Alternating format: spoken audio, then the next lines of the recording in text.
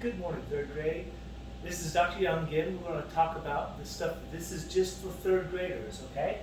And just quick review. We know that this collection of 5 lines is called a staff.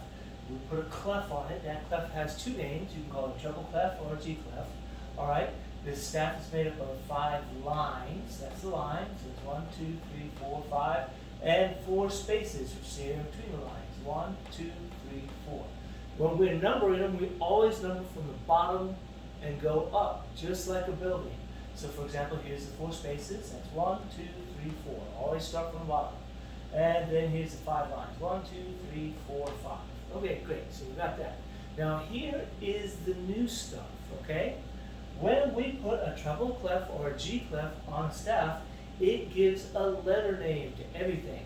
For example, we say it's called a G clef because it makes the letter G on the second line. So let's take the second line all goes across there.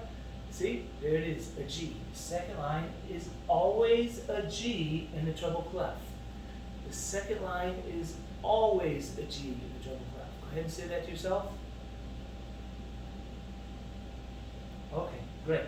So then if you go down, that's F. You go down again, it's E, right? Just follow the alphabet. Now remember, the musical alphabet only has 7 letters. So after we get the letter G, we start all over again.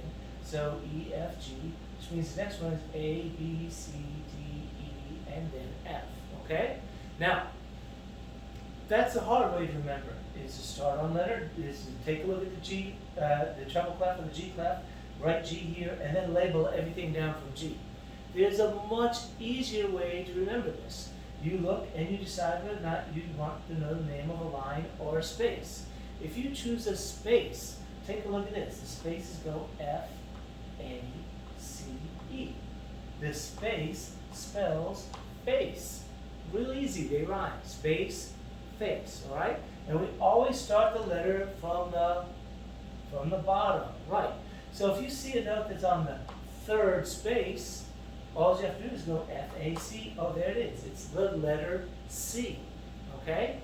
That's a lot faster than going, oh, it's on the 3rd space, G, A, B, C. See, there's a bunch of extra steps there. We have to find G first. So we're going to skip that, and we're going to do it the easy way. We figure out if it's a line or a space. If it is a space, we figure out which line or space it is. Like this one will be the 4th space, and F-A-C-E, the 4th space would be E. All right, now, the other one is, what if it's a line?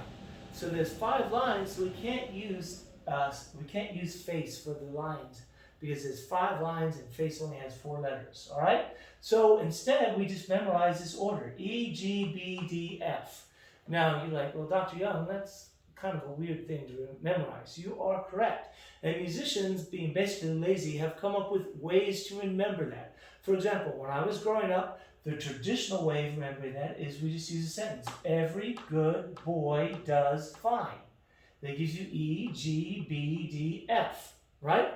Now, when I first started teaching, my 6th grade, my middle school girls, when I was teaching them band, they were like, we don't want to talk about boys because, you know, they're girls and they don't like boys, particularly in 6th grade.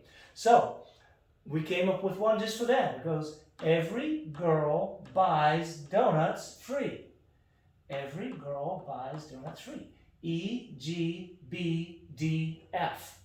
See, it doesn't matter what sentence you want to use. Matter of fact, one of my 3rd graders a couple of years ago came up with this one. Each gorilla bites dangling fruit.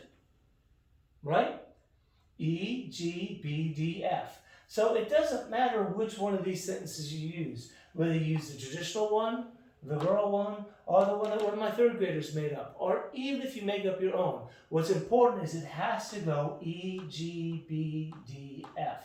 You can't go every good girl, right? Because that would be E, G, G, right? It's every good boy does fine, or every girl buys dangling fruit, all right?